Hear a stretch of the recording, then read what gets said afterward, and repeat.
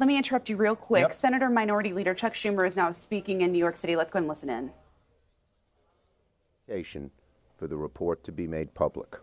There is no reason on God's green earth why Attorney General Barr should do any less. We're only going to take one question or two. Any? The indications are that there are no new indictments. That's the word coming out. Do you think that that is the case, that there's an apology to be made to the president? I think we should wait for the full report to be issued before jumping to any conclusions. I should say that again. I think we should wait for the full report to be made public before jumping to any conclusions. Senator Schumer, how confident are you that we're going to get the full depth of that report with a Trump-appointed Attorney General? I think the demand of the public is overwhelming to see the report when it's on such a serious matter, and it will be made public. Public pressure will force it to be. Any sort of time frame you can foresee? No. Thank you, everybody. Last question to the Yankee fan. The rest of the House and the Senate accept what it says, if it's good or bad for you or not? Look, I'm not going to draw any conclusions until we see not only the whole report, but the underlying findings and documentation. Thank you, everybody. Where are you from? You just came in.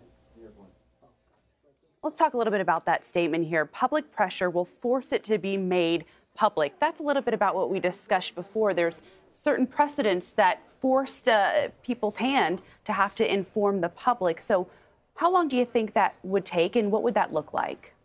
Well, it's in Democrats' political interest to force transparency here. They are saying that, look, this investigation, as you mentioned, has taken up several months, has captured national attention, has been on the mind of the president, and has involved taxpayer dollars. So they deserve to know what these conclusions are. Now, if there is nothing incriminating about the president that comes from this, Democrats are going to want the full report out to be able to have more threads, perhaps, to find as they're doing their own investigations in the House.